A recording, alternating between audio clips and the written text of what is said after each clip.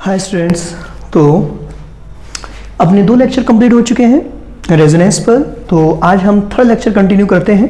तो पहले 2 लेक्चर हम लोगों ने छोटे बनाए थे, तो हो सकता है कि ये वाला लेक्चर थोड़ा सा बड़ा बने, तो बियर विद इट। तो लास्ट 2 लेक्चर में हम लोगों ने पढ़ा था कि रेजोनेंस किन कंपाउंड्स में होता है, कॉन्जुगेटेड सिस्टम होना ज़रूरी होता है रेजोनेंस के लिए। और मैंने आप लोगों को कॉन्जुगेटेड सिस्टम बताया था पाई सिंगल पाई, यानी कि पाई बॉन्ड सिंगल फिर पाई बॉन्ड। उसके बाद दूसरा पार्ट हम लोगों ने देखा था चार्ज सिंगल पाई, ये कंडीशन भी थी। चार्ज दिया हुआ हो, पॉजिटिव चार्ज हो, नेगेटिव चार्ज हो, और सिंगल बॉन्ड के बाद पाई बॉन्ड। थर्ड कंडीशन हम लोगों ने देखी थी जहां पर कॉन्जुगेटेड सिस्टम था lone pair single positive charge या फिर हम लोगों ने देखा था वैकेंट ऑर्बिटल। तो ये कंडीशन हमें मिल सकती है, lone pair single bond positive charge या फिर वैकेंट ऑर्बिटल। एक कंडीशन हम लोगों ने और देखी थी free radical single bond and pi bond. तो ये चारों कंडीशन होना नेसेसरी है अगर हमें रेजोनेंस कराना है, तो इनको हम बोलते हैं कॉन्जुगेटेड सिस्टम। तो जिन कंपाउंड्स में कॉन्जुगेटेड सिस्टम होगा वहीं पर रेजोनेंस पॉसिबल होगा, वरना हम रेजोनेंस नहीं कराएंगे। तो इसके बाद हम लोगों ने देखा था सेकेंड लेक्चर में कि किसी भी कंपाउंड की रेजोनेंस स्ट्रक्चर हम किस तरह से ड्रॉ करते हैं। अगर हमें कोई भी कंपाउंड दिया हुआ है तो हम किस तरह से रेजोनेंस स्ट्रक्चर ड्रॉ करते हैं, वो पार्ट भी हम लोग स्टडी कर चुके हैं। तो आज हम आगे देखते हैं, जो कि काफ़ी इंपॉर्टेंट पार्ट है। क्वेश्चन यहाँ से भी पूछा जाता है, 2-3 बार क्वेश्चन पूछा हुआ है ऑलरेडी। तो आज हम देखते हैं क्या हाइब्रिड स्ट्रक्चर।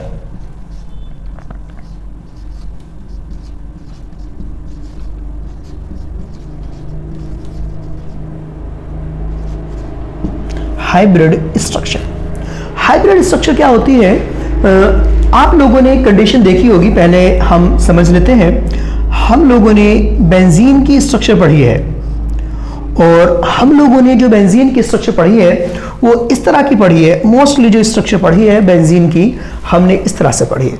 तो ये जो स्ट्रक्चर दी हुई है बेंजीन की, ये बेंजीन की एक्चुअल स्ट्रक्चर होती है, यानी कि जो बेंजीन एग्जिस्ट करता है वो इस फॉर्म में एग्जिस्ट करता है। इसको ही हम बोलते हैं एक्चुअल स्ट्रक्चर। तो जो रेजोनेंस स्ट्रक्चर है और जो हाइब्रिड स्ट्रक्चर है, दोनों कंप्लीटली डिफरेंट होती है। तो जो एक्चुअल स्ट्रक्चर है या फिर जो हाइब्रिड स्ट्रक्चर है, हम बोल सकते हैं कि ऐसी स्ट्रक्चर जिससे कंपाउंड की सभी प्रॉपर्टीज को हम एक्सप्लेन कर सकते हैं, उसको बोलते हैं hybrid structure. And hybrid structure form by the contribution of all resonance structure. जितने भी रेजोनेंस स्ट्रक्चर हैं, सभी रेजोनेंस स्ट्रक्चर के कंट्रीब्यूशन से हाइब्रिड स्ट्रक्चर बनती है। जैसे हम अगर बेंजीन की स्ट्रक्चर बनाएं, तो बेंजीन के अंदर हमें पता है इस तरह से डबल बॉन्ड प्रेजेंट होते हैं, double single double alternate pi bonds present होते हैं। तो एक तो स्ट्रक्चर ये है। दूसरी स्ट्रक्चर अगर हम बनाते हैं तो दूसरी स्ट्रक्चर इस तरह से आ जाएगी। अब अगर हम सारी प्रॉपर्टीज की बात करें कि क्या बेंजीन की सभी प्रॉपर्टीज हम इन दोनों स्ट्रक्चर से एक्सप्लेन कर सकते हैं, तो वो इम्पॉसिबल है। क्यों? अगर हम यहां पर देखें, मार्किंग करते हैं 1 2 3 4 5 6, 1 2 3 4 5 एंड 6। एक्सपेरिमेंटली जब हम ऑब्जर्व करते हैं तो हमें पता चलता है कि कार्बन के बेंजीन के अंदर जितने भी कार्बन कार्बन बॉन्ड लेंथ है, जैसे C1C2 C1C2 C1C2 is equal to C2C3। अब यहां पर एक प्रॉब्लम आती है। अगर हम रेजोनेंस स्ट्रक्चर को स्टडी करते हैं तो 1 और 2 के बीच डबल बॉन्ड है फर्स्ट स्ट्रक्चर में, लेकिन सेकंड स्ट्रक्चर में 1 और 2 के बीच सिंगल बॉन्ड है। या फिर हम इस तरह से देख सकते हैं कि एक में डबल बॉन्ड है, एक में सिंगल बॉन्ड है, 1 2 के बीच डबल बॉन्ड, 2 3 के बीच सिंगल बॉन्ड, तो डबल बॉन्ड सिंगल बॉन्ड के इक्वल कैसे हो सकता है? इम्पॉसिबल है। तो इसीलिए हम यहां पर एक एक्स्ट्रा कंसेप्ट लेकर के आते हैं जो कि हाइब्रिड स्ट्रक्चर का कंसेप्ट है। तो hybrid structure is a actual structure of A compound. ठीक है, तो अगर हम हाइब्रिड स्ट्रक्चर की बात करें कि हाइब्रिड स्ट्रक्चर होती क्या है, तो इसका मतलब होगा, अगर हमें डिफाइन करना है तो हम बोल देंगे it is actual structure of A compound. It is actual structure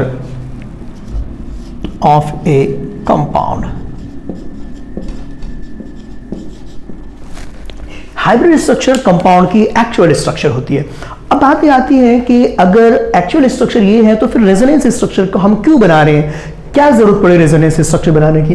तो रेजोनेंस स्ट्रक्चर बना करके हम कंपाउंड के अंदर होने वाले चेंजेस को स्टडी कर सकते हैं। जैसे कंपाउंड के हमने ये देखा कि बेंजीन की जो C1C2 बॉन्ड लेंथ आती, C1C2 बॉन्ड लेंथ C2C3 के इक्वल आती है, तो हम कैसे एक्सप्लेन करेंगे उसको? तो उसका एक्सप्लेनेशन हमें रेजोनेंस स्ट्रक्चर से मिलता है।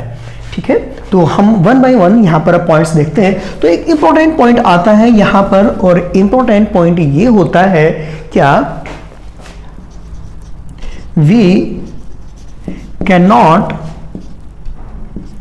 एक्सप्लेन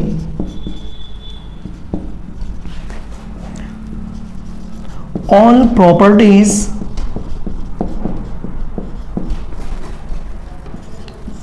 of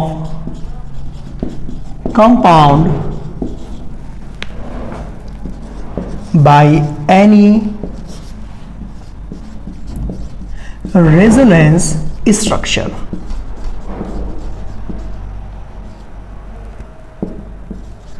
किसी भी रेजोनेंस स्ट्रक्चर से हम कंपाउंड की सारी प्रॉपर्टीज को एक्सप्लेन नहीं कर सकते हैं। तो कंपाउंड की प्रॉपर्टीज को एक्सप्लेन करने के लिए हमें हाइब्रिड स्ट्रक्चर की जरूरत पड़ती है। अब हाइब्रिड स्ट्रक्चर की कुछ प्रॉपर्टीज हैं, तो क्या क्या प्रॉपर्टीज हैं वो प्रॉपर्टीज हम देखते हैं।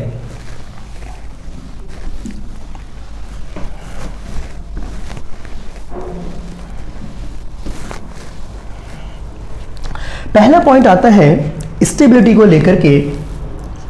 अगर कंपाउंड हाइब्रिड स्ट्रक्चर में एग्जिस्ट करता है तो इसका मतलब ये हुआ कि जो हाइब्रिड स्ट्रक्चर है उसकी स्टेबिलिटी बाकी सभी स्ट्रक्चर से ज़्यादा होगी।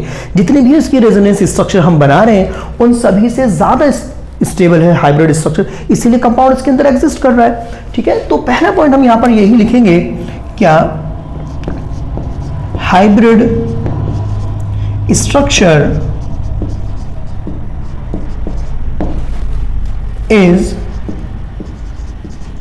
more stable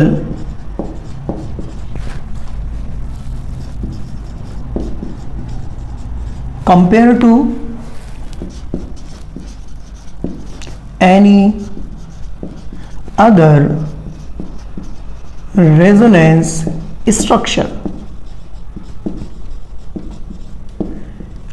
ठीक है, तो जो हाइब्रिड स्ट्रक्चर है किसी भी कंपाउंड की जितनी भी रेजोनेटिंग स्ट्रक्चर है उन सभी से सबसे ज्यादा स्टेबल होती है।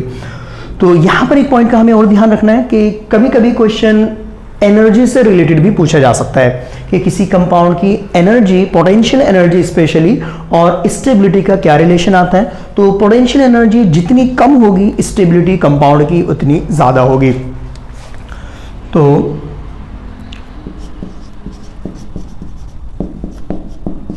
पोटेंशियल एनर्जी एंड स्टेबिलिटी दोनों का इनवर्स रिलेशन आता है। अगर आपसे कंपाउंड क्वेश्चन पूछ लिया जाता है कि आपको स्ट्रक्चर दे देगा, 2-3 स्ट्रक्चर दे देगा और पूछेगा कि किस कंपाउंड की पोटेंशियल एनर्जी मैक्सिमम है या फिर किस कंपाउंड की पोटेंशियल एनर्जी मिनिमम है, तो आपको स्टेबिलिटी से चेक करना है। डिफरेंट रेजोनेटिंग स्ट्रक्चर्स की स्टेबिलिटी हम किस तरह से कंपेयर करते हैं वो भी हम आज ही स्टडी करने वाले हैं इसी लेक्चर के अंदर, तो वो पार्ट हम देखेंगे। तो अब क्वेश्चन आता है कि हम हाइब्रिड स्ट्रक्चर को किस तरह से ड्रॉ करते हैं। तो देखते हैं, hybrid structure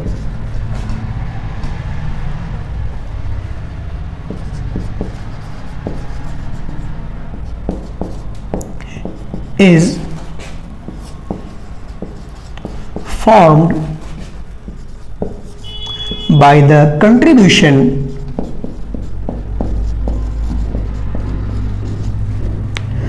of resonance structure।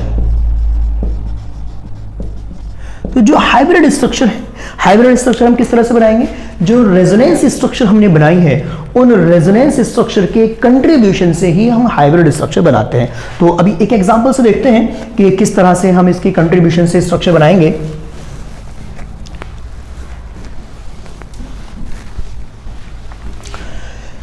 Organic chemistry बहुत इजी होती है, बस थोड़ा सा कंसेप्ट लिंक करने की जरूरत पड़ती है।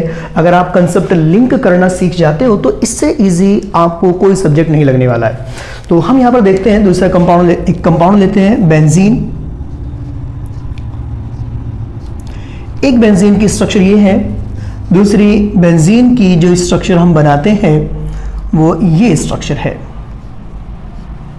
दो रेजोनेंस स्ट्रक्चर है बेंजीन की अपने पास, नंबरिंग की 1 2 3 4 5 6, 1 2 3 4 5 एंड 6 अपने पास ये दो स्ट्रक्चर है बेंजीन के। अब देखो यहाँ पर हम हाइब्रिड स्ट्रक्चर किस तरह से बनाएंगे, यानी कि हाइब्रिड स्ट्रक्चर ऐसी स्ट्रक्चर होनी चाहिए जो इसकी प्रॉपर्टीज को भी एक्सप्लेन कर दे, इसकी प्रॉपर्टीज को भी एक्सप्लेन कर दे, और जो कंपाउंड की नेट प्रॉपर्टी है, ओवरऑल प्रॉपर्टीज है, उनको भी एक्सप्लेन कर दे। अब होगा क्या, यहाँ पर हम देखते हैं 1 और 2 के बीच डबल बॉन्ड है, यहाँ पर 1 और 2 के बीच सिंगल बॉन्ड है, 2 और 3 के बीच सिंगल बॉन्ड है, 2 और 3 के बीच डबल बॉन्ड है। तो सबसे पहले हमें पता है कि रेजोनेंस के अंदर केवल पाई बॉन्ड्स का इन्वॉल्वमेंट होता है, सिग्मा बॉन्ड का कोई रोल होता नहीं है, सिग्मा बॉन्ड की पोजीशन सेम रहती है। तो अब 1 2 के बीच एक स्ट्रक्चर में डबल बॉन्ड है, एक स्ट्रक्चर में सिंगल बॉन्ड है। तो हम यहां पर यह बोल सकते हैं कि जो एक्चुअल स्ट्रक्चर होगी, जो बेंजीन की एक्चुअल स्ट्रक्चर होगी, उसके अंदर ना तो परफेक्टली सिंगल बॉन्ड रहा होगा और ना ही परफेक्टली डबल बॉन्ड रहा होगा, क्योंकि सिंगल बॉन्ड कैरेक्टर भी आ रहा है, डबल बॉन्ड कैरेक्टर भी आ रहा है। तो हम लोग क्या करने वाले हैं, एक ऐसी स्ट्रक्चर बनाएंगे जो सिंगल बॉन्ड कैरेक्टर को भी एक्सप्लेन कर दे, डबल बॉन्ड कैरेक्टर को भी एक्सप्लेन कर दे। तो हम यहां पर क्या करेंगे, पार्शियल डबल बॉन्ड कैरेक्टर बना देंगे इस तरह से। अब ये जो 1 और 2 यहां पर मैंने सर्किल के फॉर्म में बनाया है, बट इन रियलिटी ये आपको इस तरह से मिलेगा।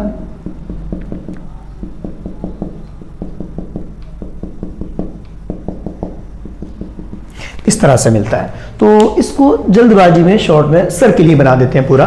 तो अब होगा क्या, यहां पर देखो 1 2 3 4 5 6, 1 और 2 के बीच 1 कंप्लीट बॉन्ड है और एक पार्शियल बॉन्ड, 2 3 के बीच complete bond and partial bond. तो जो मैंने आपको बताया था कि जब हम बेंजीन की स्टडी करते हैं तो जितनी भी कार्बन कार्बन बॉन्ड लेंथ है, सारी की सारी बॉन्ड लेंथ आइडेंटिकल आती है, इक्वल आती है। तो उसका रीजन ये होता है, यहां पर ये वाली बॉन्ड लेंथ, ये वाली बॉन्ड लेंथ, ये बॉन्ड लेंथ, सारी की सारी बॉन्ड लेंथ स्ट्रक्चर है और सारी बॉन्ड लेंथ सॉरी इक्वल है। और रीजन क्या है, इसका रेजोनेंस हाइब्रिड से हम इसको एक्सप्लेन कर सकते हैं।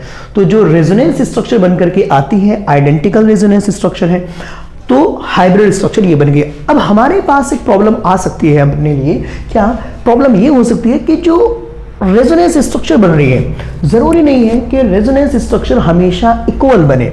हो सकता है कि एक रेजोनेंस स्ट्रक्चर ज्यादा स्टेबल हो, एक रेजोनेंस स्ट्रक्चर कम स्टेबल हो।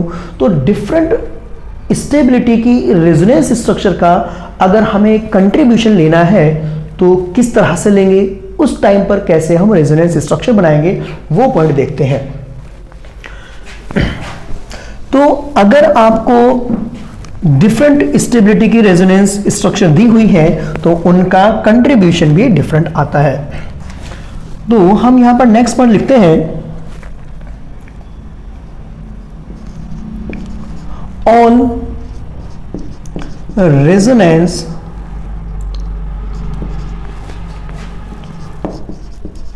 structure do not always contribute equally, हमेशा इक्वली कंट्रीब्यूट नहीं करती है।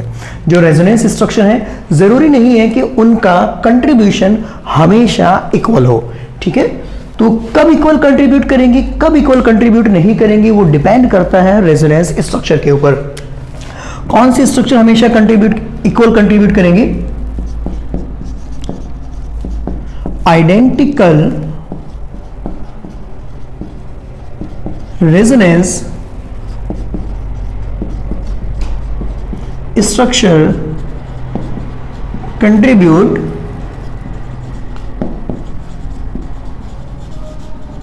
equally to form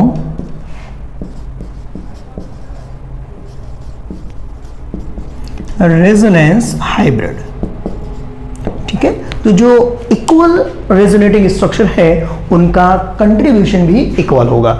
अगर इक्वल स्ट्रक्चर नहीं है तो उनका कंट्रीब्यूशन इक्वल नहीं होगा। अब होता क्या है, अब हमें कैसे पता चलेगा कि अगर ये तो चलो अभी क्लियर हुआ। जैसे मान लेते हैं काफी कॉमन क्वेश्चन पूछा जाता है, आपको एसीटेट आयन दिया हुआ है लाइक दिस वन, इसकी बॉन्ड लेंथ आपको x दी हुई है, इसकी बॉन्ड लेंथ आपको y दी हुई है। आपसे क्वेश्चन पूछा जा सकता है कि x और y में रिलेशन क्या होगा। ये x और ये y देखने में लग रहा है कि x सिंगल बॉन्ड है और y डबल बॉन्ड है। तो इन जनरल सिंगल बॉन्ड की बॉन्ड लेंथ ज्यादा होती है कंपेयर टू डबल बॉन्ड, लेकिन यहां पर रेजोनेंस भी हो रहा है। तो अगर हम रेजोनेंस कराएंगे तो रेजोनेंस कराने के बाद मैंने आपको बताया था कि 1 2 का 3 करना है, तो 1 का चार्ज 3 पर पहुंच जाएगा।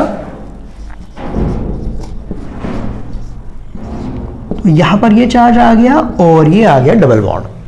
अब अगर हम इन दोनों रेजोनेंस स्ट्रक्चर को कंपेयर करते हैं तो दोनों ही स्ट्रक्चर कैसी आ रही है, आइडेंटिकल आ रही है। तो मैंने अभी आपको बताया कि जो आइडेंटिकल या फिर इक्वल रेजोनेंस स्ट्रक्चर है उनका कंट्रीब्यूशन क्या होगा, हमेशा इक्वल आएगा। तो अब अगर मुझे इसकी हाइब्रिड स्ट्रक्चर बनानी है तो सिंगल बॉन्ड तो है, कार्बन यहां पर सिंगल बॉन्ड है, यहां पर कार्बन का सिंगल बॉन्ड है, तो सिंगल बॉन्ड तो हमें एज इट इज रखना है, सिंगल बॉन्ड को हम चेंज नहीं करेंगे। अब हुआ क्या, यहां पर ये डबल बॉन्ड है, ये सिंगल बॉन्ड है, नेक्स्ट स्ट्रक्चर में यहां पर ये सिंगल है और यहां पर ये डबल है। तो ना तो हम प्योरली सिंगल बॉन्ड बना सकते हैं और ना ही हम प्योरली डबल बॉन्ड बना सकते हैं। तो हम क्या करेंगे, यहां पर पार्शियल बॉन्ड बना देंगे इस तरह से। तो अब और जब ये 1 यूनिट निगेटिव चार्ज था, ये 1 यूनिट निगेटिव चार्ज पूरा का पूरा इन दोनों एटम पर यानी कि इन तीनों पर इस तरह से डिलोकलाइजेशन में है, तो निगेटिव चार्ज हम इस तरह से बना देंगे। तो अब क्वेश्चन जो था अपना कि x और y में क्या रिलेशन है, तो x और y का रिलेशन आ जाएगा क्योंकि बॉन्ड लेंथ दोनों बराबर आ रही है, आइडेंटिकल रेजोनेंस स्ट्रक्चर है, तो कंट्रीब्यूशन हमेशा कैसा आएगा, आइडेंटिकल। तो x is equal to y। तो ये बात आपको हमेशा ध्यान रखनी है। अगर इक्वल रेजोनेंस स्ट्रक्चर है तो कंट्रीब्यूशन इक्वल होगा, इक्वल रेजोनेंस स्ट्रक्चर नहीं है तो कंट्रीब्यूशन इक्वल नहीं आएगा। अब एक केस ऐसा देखते हैं जिसमें रेजोनेंस स्ट्रक्चर इक्वल नहीं आती है। अगर नोट नहीं किया हो तो वीडियो को पॉज करके नोट कर लेना। ओके, तो अब हम नेक्स्ट पार्ट देखते हैं, एक कंपाउंड देखते हैं। तो अपन कोशिश करेंगे कि चीज़ों का रट्टा ना मारें, चीज़ों को समझने की कोशिश करें, समझ करके करें। ऑर्गेनिक केमिस्ट्री में बस केवल समझना ही है। एक बार आपको समझ में आ गई सारी चीज़ें, माइंड में सेट हो गई कि प्रोसेस किस तरह से करना है। जैसे मैंने आपको फर्स्ट डे ही बताया था कि हमें कुछ रूल्स फॉलो करने हैं, अगर हम रूल्स फॉलो नहीं करेंगे तो अपना काम नहीं चलने वाला है। एक कंपाउंड लेते हैं, ये कंपाउंड लिया। ओके, तो अभी मेरा यहाँ पर आप लोगों से क्वेश्चन है IUPAC name of this compound. तो अगर हम नंबरिंग स्टार्ट करते हैं IUPAC नेम के लिए 1 2 3 तो मेन फंक्शनल ग्रुप एल्डिहाइड दिया हुआ है, तो टॉप टू इनल इसका IUPAC नेम आ जाएगा। ओके, अब हमें क्या करना है, इसके रेजोनेंस स्ट्रक्चर ड्रॉ करनी है। मैंने आपको बताया था कि जब पाई सिंगल पाई सिस्टम दिया हुआ होता है तो हम क्या करते हैं, कौन सा सिस्टम दिया हुआ है, पाई सिंगल पाई। तो पाई सिंगल पाई में हमें करना होता है 1 2 का 4। पाई सिंगल पाई में क्या करना होता है, 1 2 का 4 करना होता है। 1 2 का 4 मतलब 1 और 4 पर अपोजिट चार्ज,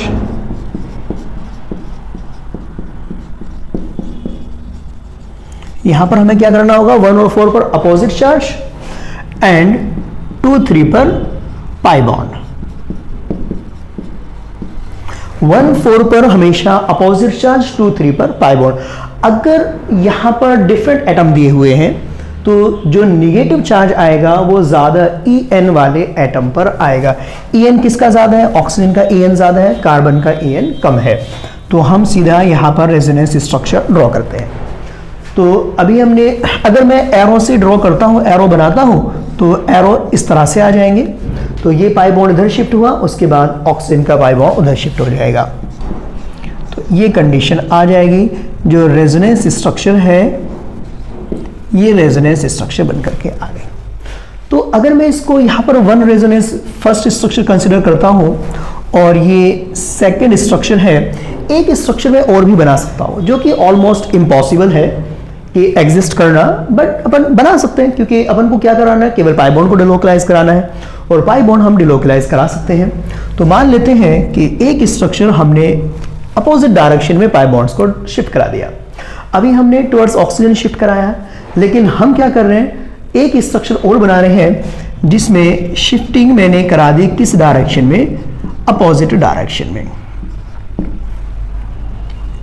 ऑक्सीजन पर पॉजिटिव चार्ज, कार्बन पर नेगेटिव चार्ज। तो जो ज्यादा इलेक्ट्रोनेगेटिव एटम होता है उसकी नेगेटिव चार्ज को होल्ड करने की कैपेसिटी ज्यादा होती है। तो ज्यादा En वाले एटम पर पॉजिटिव चार्ज कभी भी स्टेबल नहीं होता है। तो अब अगर हम यहां पर इन तीनों स्ट्रक्चर्स में स्टेबिलिटी को कंपेयर करते हैं कि तीनों स्ट्रक्चर में स्टेबिलिटी किसकी ज्यादा है, हम स्टेबिलिटी का अभी सेपरेट टॉपिक करके स्टडी करेंगे आज के ही लेक्चर में। तो अभी हम यहां पर क्या देखते हैं, यहां पर अपन को देखना है कि ये जो डिफरेंट स्ट्रक्चर हैं, सबसे पहले जब भी आपको रेजोनेंस स्ट्रक्चर में स्टेबिलिटी कंपेयर करना हो तो सबसे पहले आपको क्या देखना है, ऑक्टेट रूल देखना है कि वो स्ट्रक्चर जिसमें सभी एटम का ऑक्टेट कंप्लीट हो या फिर न्यूट्रल स्ट्रक्चर हो, वो स्ट्रक्चर सबसे ज्यादा स्टेबल होगी। या फिर आप ये मान सकते हो कि जिस स्ट्रक्चर के अंदर नंबर ऑफ बॉन्ड्स ज्यादा होंगे वो स्ट्रक्चर ज्यादा स्टेबल होगी। अभी हम सेपरेटली स्टडी करेंगे। तो यहां पर इसके अंदर नंबर ऑफ बॉन्ड्स ज्यादा है, 2 पाई बॉन्ड्स हैं, यहां पर एक ही पाई बॉन्ड्स दिया हुआ है, नंबर ऑफ बॉन्ड्स इसमें ज्यादा है। अब इन दोनों में नंबर ऑफ बॉन्ड्स इक्वल है, लेकिन जो नेगेटिव चार्ज है वो सेकंड स्ट्रक्चर में En के इलेक्ट्रॉन नेगेटिव एटम के ऊपर है, यहाँ पर नहीं है, यहाँ पर इलेक्ट्रॉन नेगेटिव एटम पर पॉजिटिव चार्ज है। तो स्टेबिलिटी का ऑर्डर आ जाएगा, सबसे ज्यादा स्टेबल फर्स्ट, फर्स्ट के बाद सेकंड, सेकंड के बाद थर्ड। तो अब क्वेश्चन आता है कि अगर हमें इस कंपाउंड की हाइब्रिड स्ट्रक्चर बनानी है तो हम क्या करेंगे। तो हाइब्रिड स्ट्रक्चर बनाने के लिए क्या करना होगा, जो कंपाउंड, जो स्ट्रक्चर ज्यादा स्टेबल होती है, ये स्ट्रक्चर सबसे ज्यादा स्टेबल है, तो जब हम रेजोनेंस हाइब्रिड बनाएंगे तो रेजोनेंस हाइब्रिड बनाने में इस स्ट्रक्चर का कंट्रीब्यूशन सबसे ज्यादा होगा। यानी कि हम सीधा सीधा समझ सकते हैं कि जैसे मान लेते हैं कि अपन 2 पानी को मिक्सअप कर रहे हैं, एक पानी का टेम्परेचर, एक वाटर का टेम्परेचर ज़्यादा है, एक का टेम्परेचर कम है। तो जो वाटर की, जिस वाटर की अमाउंट ज़्यादा होगी, जैसे मान लेते हैं कि अपने पास 2 कंटेनर हैं, एक का टेम्परेचर 20 डिग्री सेल्सियस है और दूसरा कंटेनर है और इसका टेम्परेचर मान लेते हैं कि 70 डिग्री सेल्सियस है। तो दोनों का टेम्परेचर ज़्यादा है और जो अमाउंट है वो इस वाले की भी ज़्यादा है। तो जब हम इन दोनों को मिक्सअप करेंगे तो जो टेम्परेचर आएगा, मिक्सर का जो टेम्परेचर आएगा वो ज़्यादा क्लोज किसके आने वाला है, जिसकी अमाउंट ज़्यादा थी। तो यहाँ पर हम सेम वही कंसेप्ट लगाएंगे। तो जब हम स्टेबिलिटी को कंपेयर कर रहे हैं, सबसे ज्यादा स्टेबिलिटी इसकी है, हमने हाइब्रिड स्ट्रक्चर बनाई, तो हाइब्रिड स्ट्रक्चर में सबसे ज्यादा कंट्रीब्यूशन किसका आएगा? जो स्ट्रक्चर सबसे ज्यादा स्टेबल होगी। तो बनाते हैं अपन इसकी हाइब्रिड स्ट्रक्चर, बहुत आसान है। सबसे पहली कंडीशन तो यही है कि जितने भी सिग्मा बॉन्ड है सभी को हम एज इट इज ड्रॉ कर देंगे, क्योंकि सिग्मा बॉन्ड से तो अपन को कोई लेना देना है ही नहीं। यहां पर डबल बॉन्ड है, यहां पर सिंगल बॉन्ड है, तो 100% कंप्लीट डबल बॉन्ड तो आएगा नहीं, ये कंडीशन आ गई। यहां पर अगेन पार्शियल डबल बॉन्ड आएगा और यहां पर फिर से डबल बॉन्ड आ जाएगा। ओके, जो स्ट्रक्चर लीस्ट स्टेबल है उसको तो आप भूल ही जाओ, क्योंकि हमें कंपाउंड को स्टेबल करना है। तो अगर हमने लीस्ट स्टेबल का कंट्रीब्यूशन कर दिया तो वो स्टेबल ना होकर के अनस्टेबल हो जाएगा। तो जो स्ट्रक्चर लीस्ट है उसको तो भूल जाओ। ओके, अब ये दो स्ट्रक्चर है। अगर मैं इस स्ट्रक्चर की बात करता हूं तो कार्बन न्यूट्रल है, इस स्ट्रक्चर की बात करता हूं तो कार्बन पर पॉजिटिव चार्ज है।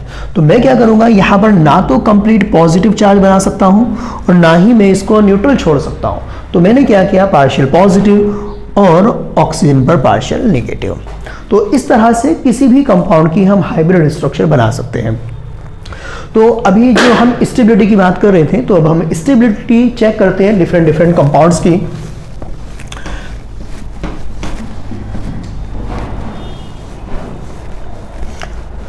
लगता है कि बोर्ड थोड़ा सा प्रॉब्लम कर रहा है।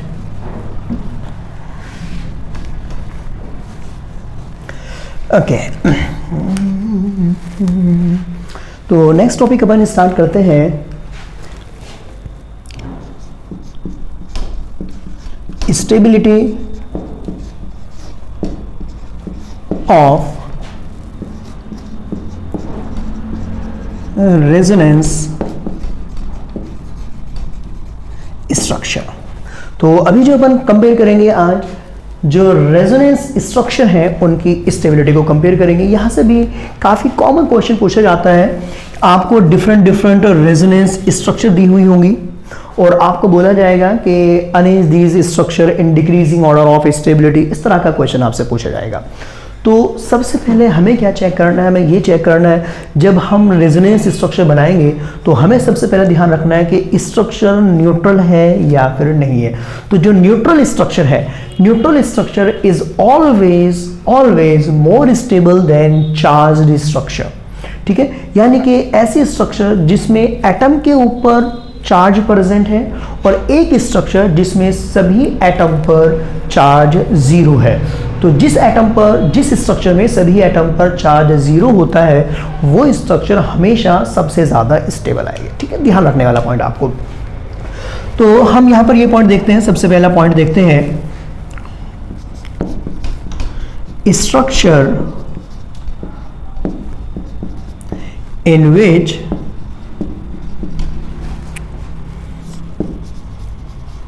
formal charge on each atom is 0 will be highly stable.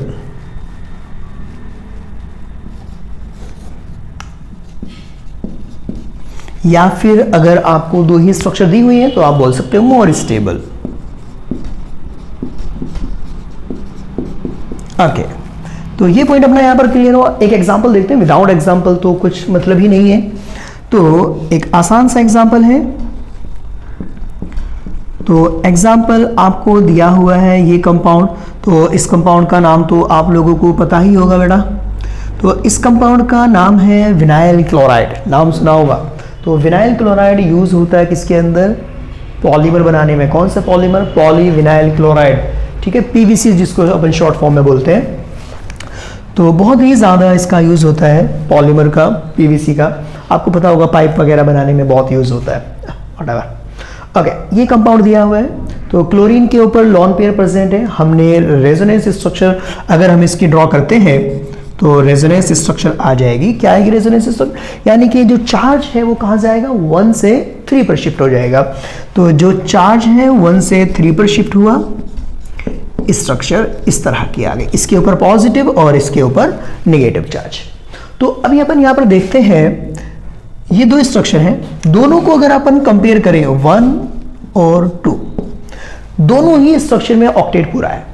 यहाँ पर कार्बन का ऑक्टेट पूरा, इस कार्बन का ऑक्टेट पूरा, क्लोरीन का ऑक्टेट पूरा, यहाँ पर इस कार्बन का ऑक्टेट पूरा, इस कार्बन का पूरा और इस क्लोरीन का भी पूरा।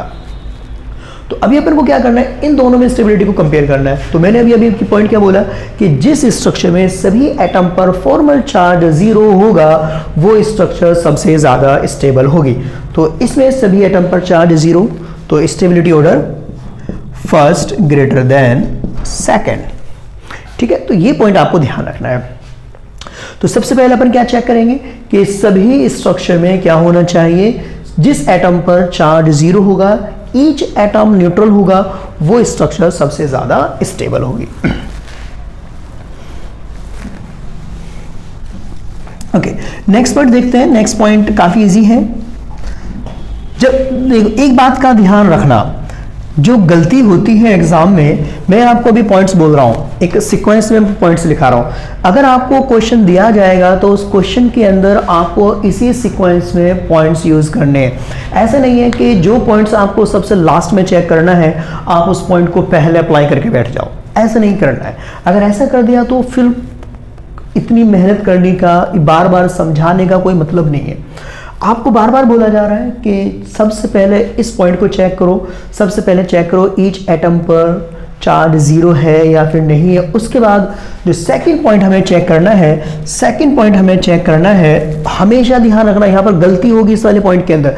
मैं फिर से बोल रहा हूँ, ये पॉइंट बहुत इंपॉर्टेंट है। Structure in which octet of all atom is complete will be more stable। ठीक है, अब यहां पर अपन को क्या करना है, सबसे पहले अपन को न्यूट्रल चेक करना था, अपन ने न्यूट्रल चेक किया। अब उसके बाद कंडीशन क्या आ सकती है कि जो स्ट्रक्चर बनी हुई है उनमें किसी एक एटम का ऑक्टेट पूरा है और दूसरे का ऑक्टेट पूरा नहीं है, तो वो सिचुएशन आपको मिल सकती है। तो ऐसी सिचुएशन में हमें क्या करना है, जिस स्ट्रक्चर में सभी एटम का ऑक्टेट कंप्लीट होगा वो स्ट्रक्चर हमेशा ज्यादा स्टेबल आएगी। या फिर इसी का दूसरे वर्ड्स में भी हम इसको बोल सकते हैं, और structure having more number of bonds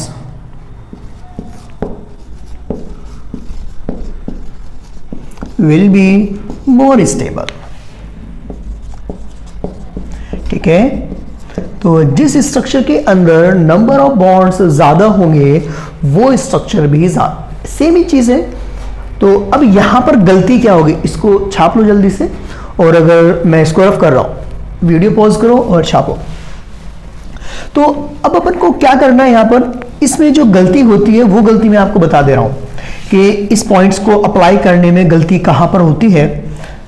जैसे आपको एक कंपाउंड दिया हुआ है, दिस वन,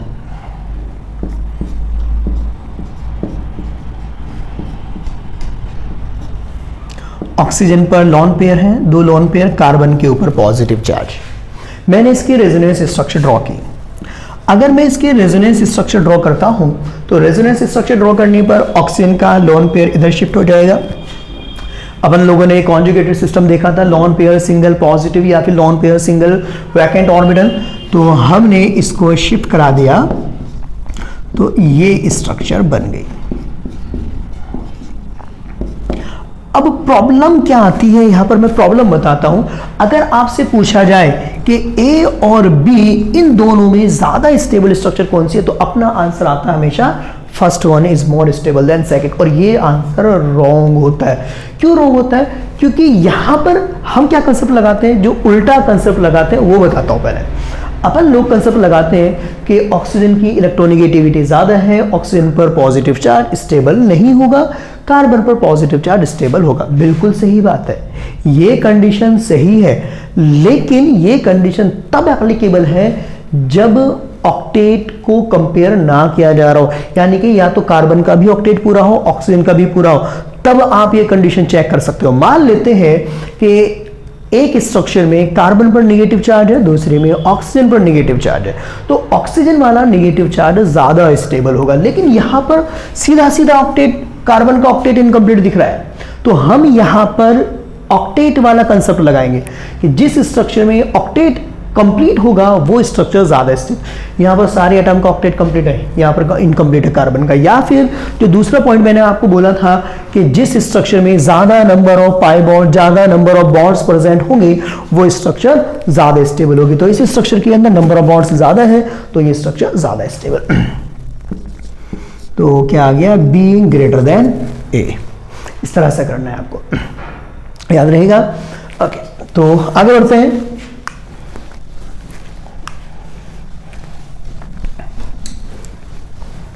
तो जब हम आगे बढ़ते हैं और आगे नेक्स्ट पॉइंट को कंपेयर करते हैं, तो नेक्स्ट पॉइंट आता है, आपको कंडीशन क्या मिल सकती है कि हो सकता है कि सारी स्ट्रक्चर में ऑक्टेट कंप्लीट दिया हुआ हो। वैसे जरूरी तो नहीं है कि ऑक्टेट इनकम्प्लीट ही हो, एक में कंप्लीट हो, एक में इनकम्प्लीट हो सकता है कि सारे में ही कंप्लीट दिया हुआ हो, सारे में ही इनकम्प्लीट दिया हुआ हो।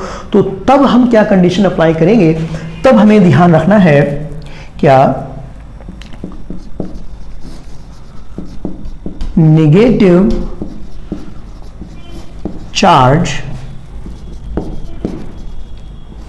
should be on more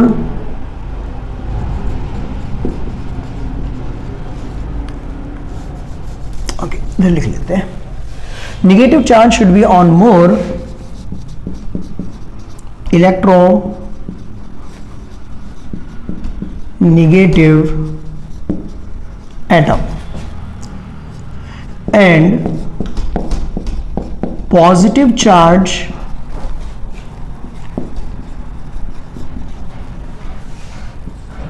on more electropositive atom। ठीक है, तो जो नेगेटिव चार्ज है कहां पर होना चाहिए, इलेक्ट्रोनेगेटिव एटम पर, और जो पॉजिटिव चार्ज है कहां पर होना चाहिए, इलेक्ट्रोपॉजिटिव। इलेक्ट्रोपॉजिटिव मतलब जिसकी इलेक्ट्रोनेगेटिविटी कम है उसको इलेक्ट्रोपॉजिटिव बोलते हैं। एक आसान सा एग्जांपल, आपको ये कंपाउंड दिया हुआ है इनोलेट आयन, ये कंपाउंड दिया हुआ है, इसके रेजोनेंस स्ट्रक्चर अगर हम बनाते हैं तो रेजोनेंस स्ट्रक्चर आ जाएगी दिस वन। एक में नेगेटिव चार्ज कार्बन पर है, एक में नेगेटिव चार्ज ऑक्सीजन पर है, सभी एटम का ऑक्टेट कंप्लीट है। तो ऐसी सिचुएशन में हमें क्या करना होगा, ऐसी सिचुएशन में हमें ध्यान रखना है कि अब जो नेगेटिव चार्ज है इलेक्ट्रोनेगेटिव पर होना चाहिए, पॉजिटिव चार्ज है तो इलेक्ट्रोपॉजिटिव पर होना चाहिए। नेगेटिव चार्ज है तो first structure will be more stable then second, ये ए मान लेते हैं और बाय डिफॉल्ट ये बी मान लेते हैं। ठीक है, तो ये बात अपन को ध्यान रखनी है। ओके, तो एक पॉइंट और देख लेते हैं, ये भी थोड़ा सा लास्ट पॉइंट ही है, ये मान करके चलते हैं।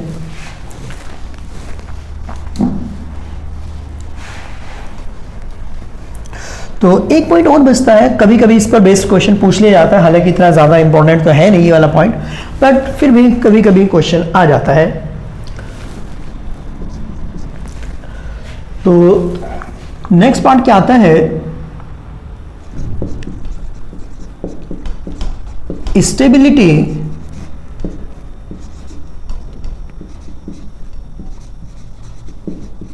Decreases on increasing distance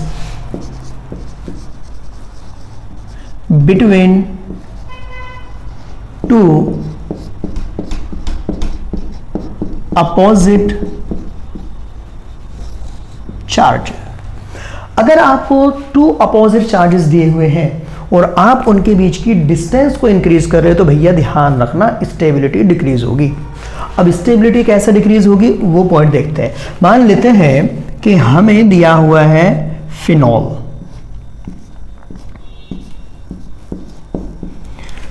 phenol में ऑक्सीजन पर कितने लोन पेयर, 2 लोन पेयर, तो ये फिनॉल दिया हुआ है। अब अगर मैं इसकी रेजोनेंस स्ट्रक्चर बनाता हूं तो अपन का जो फंडा है, फंडा याद होगा क्या फंडा था, 1 2 का 3, तो 1 का चार्ज किस पर गया, 3 पर गया, तो स्ट्रक्चर ड्रॉ होकर के आ गई ये स्ट्रक्चर, ऑक्सीजन पर पॉजिटिव और यहां पर ये नेगेटिव। अब अगर मैं इस नेगेटिव चार्ज को फर्दर रेजोनेंस में लेकर के जाता हूं, अब देखो यहां पर ऑक्टेट कंप्लीट, यहां पर सारे एटम का ऑक्टेट कंप्लीट। अब मैंने क्या किया, इस नेगेटिव चार्ज को मैं फर्दर आगे लेकर के गया रेजोनेंस में। तो देखो यहां पर मैंने क्या बोला कि ऑर्गेनिक बहुत इजी है, बस आपको पता होना चाहिए कि कब क्या अप्लाई करना है, यही सबसे इंपॉर्टेंट है कि कब अपन को क्या अप्लाई करना है। अगर मैं इसको फर्दर रेजोनेंस में लेकर के जाता हूं तो अभी हम एक बहुत आसान सा कंसेप्ट यहां पर अप्लाई करने वाले हैं, जो कंसेप्ट आप जानते भी हो, ये वाला पॉइंट। तो यहां से नेगेटिव चार्ज जब यहां पर गया तो क्या नेगेटिव चार्ज अपने आप चला गया होगा, बोलो क्या ये नेगेटिव चार्ज अपने आप यहां से यहां पर आ जाएगा, बिल्कुल भी नहीं आएगा, क्योंकि ये नेगेटिव इस पॉजिटिव के साथ इंटरेक्शन में है। अगर मुझे यहां से यहां लेकर के आना है तो मुझे इसको एक्स्ट्रा एनर्जी देनी पड़ेगी, और अगर मैं इसको एक्स्ट्रा एनर्जी दूंगा तो इस कंपाउंड की, क्योंकि यहां पर जो हम चेंजेस करेंगे वो अगली स्ट्रक्चर में दिखता है, यहां पर मैंने इसको शिफ्ट किया तो वो इसी स्ट्रक्चर में नहीं दिखेगा, इसकी अगली स्ट्रक्चर में दिखेगा। जो कार्ड आप यहां करोगे वो आपको अभी नहीं दिखेंगे, वो आगे दिखेंगे, ठीक है, कर्म का फल आगे मिलेगा। तो अपन ने यहां पर ये किया। तो अब देखो यहां पर अगर हम इन दोनों की स्टेबिलिटी की बात करें तो इसकी स्टेबिलिटी ज्यादा होगी, क्योंकि अपोजिट चार्जेस क्लोज है। अपोजिट चार्जेस हमेशा कैसे होने चाहिए, क्लोज होने चाहिए, एंड सिमिलर चार्जेस एक दूसरे से मैक्सिमम डिस्टेंस पर। तो अगर मैं इन तीनों स्ट्रक्चर की स्टेबिलिटी को कंपेयर करता हूं तो ये स्ट्रक्चर न्यूट्रल है, सबसे ज्यादा स्टेबल तो ये आ गई, उसके बाद ये वाली स्ट्रक्चर ए के बाद बी, बी के बाद सी। तो इस तरह से हम यहां पर स्टेबिलिटी को कंपेयर कर सकते हैं। तो डिफरेंट कंपाउंड्स की स्टेबिलिटी को लेकर के इतनी क्वेश्चंस या फिर इतने कंसेप्ट काफी है। तो अभी स्टेबिलिटी को लेकर के और भी क्वेश्चंस आएंगे, लेकिन अभी जो हमने स्टेबिलिटी को कंपेयर किया है वो कंपेयर किया है केवल रेजोनेंस स्ट्रक्चर के अंदर। अभी हम आगे पढ़ेंगे mesomeric effect, inductive effect, hyper conjugation, तो वहां पर स्टेबिलिटी का कंसेप्ट फिर से रिवाइज होगा, लेकिन वहां पर जो स्टेबिलिटी आएगी वो अलग अलग कंपाउंड में भी अपन स्टेबिलिटी चेक करेंगे। यहां पर केवल रेजोनेंस स्ट्रक्चर में, उस कंपाउंड में आगे हम पढ़ने के बाद हाइपर कॉन्जुगेशन, मेसोमेरिक पढ़ने के बाद जरूरी नहीं है कि आपको केवल रेजोनेंस स्ट्रक्चर ही दी हुई हो, कोई भी रैंडम कंपाउंड आपको दिया हुआ हो सकता है। तो मैं आपको अभी कुछ क्वेश्चन दे देता हूं, तो 1-2 क्वेश्चंस की प्रैक्टिस कर लेते हैं, उसके बाद फिर अपन और चीजें देखते हैं।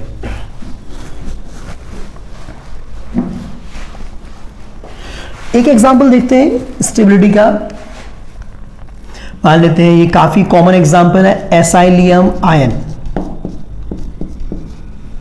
कार्बन पर पॉजिटिव चार्ज, ये स्ट्रक्चर ये दिया हुआ है, इसकी रेजोनेंस स्ट्रक्चर हम बनाते हैं तो रेजोनेंस स्ट्रक्चर आ जाएगी ये, ऑक्सीजन पर पॉजिटिव चार्ज। इन दोनों में आपसे स्टेबिलिटी को पूछा जा सकता है कि कौन सा ज्यादा स्टेबल है, कौन सा कम स्टेबल है। अगेन सेम कंसेप्ट, यहां पर कार्बन का ऑक्टेट इनकम्प्लीट है, यहां पर कार्बन का ऑक्टेट कंप्लीट है, ए और बी, तो क्या ऑर्डर आ जाएगा, ए इज ग्रेटर देन बी, ठीक है, ध्यान रखनी है बात आपको।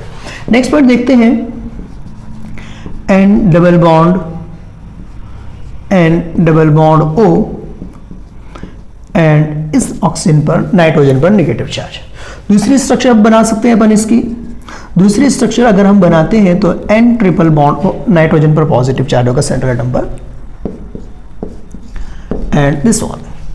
अब अगर हम इन दोनों में स्टेबिलिटी को कंपेयर करते हैं, फर्स्ट और second, which one is more stable, I think अब तो आपको आइडिया लग ही गया होगा। तो ये ए और ये बी, ए में नेगेटिव चार्ज नाइट्रोजन पर, बी में नेगेटिव चार्ज ऑक्सीजन पर, तो B is more stable than A. एक एग्जांपल और देखते हैं।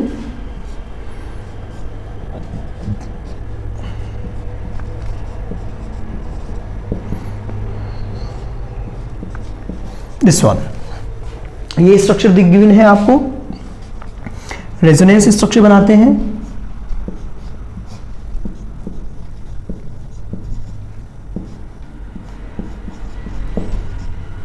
This one, A and B. अब इन दोनों में ज्यादा स्टेबल स्ट्रक्चर कौन सी है? अब अगर अपन देखते हैं, ऑक्टेट नाइट्रोजन का यहां पर कंप्लीट है, ऑक्सीजन का यहाँ पर कंप्लीट है, यहाँ पर ऑक्टेट कंप्लीट है नाइट्रोजन का, यहाँ पर ऑक्सीजन का कंप्लीट है। अब बारी आती है पॉजिटिव चार्ज की। तो जो पॉजिटिव चार्ज है फर्स्ट स्ट्रक्चर में नाइट्रोजन पर है, सेकंड स्ट्रक्चर में ऑक्सीजन पर है। अगर हम En की बात करते हैं तो En ऑक्सीजन का ज्यादा होगा, नाइट्रोजन का कम होगा। तो positive charge should be on electropositive atom. तो पॉजिटिव चार्ज नाइट्रोजन पर ज्यादा स्टेबल होगा कंपेयर टू ऑक्सीजन। तो स्टेबिलिटी का ऑर्डर आ जाएगा अपना A ग्रेटर देन B। तो आज के लेक्चर को अपन यहीं पर क्लोज करते हैं। नेक्स्ट लेक्चर में हम लोग स्टडी करेंगे जो नेक्स्ट वीडियो लेक्चर होगा।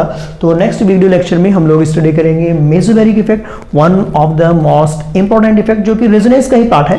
बस थोड़ा सा अंतर होता है मेसोमेरिक इफेक्ट और रेजोनेंस में।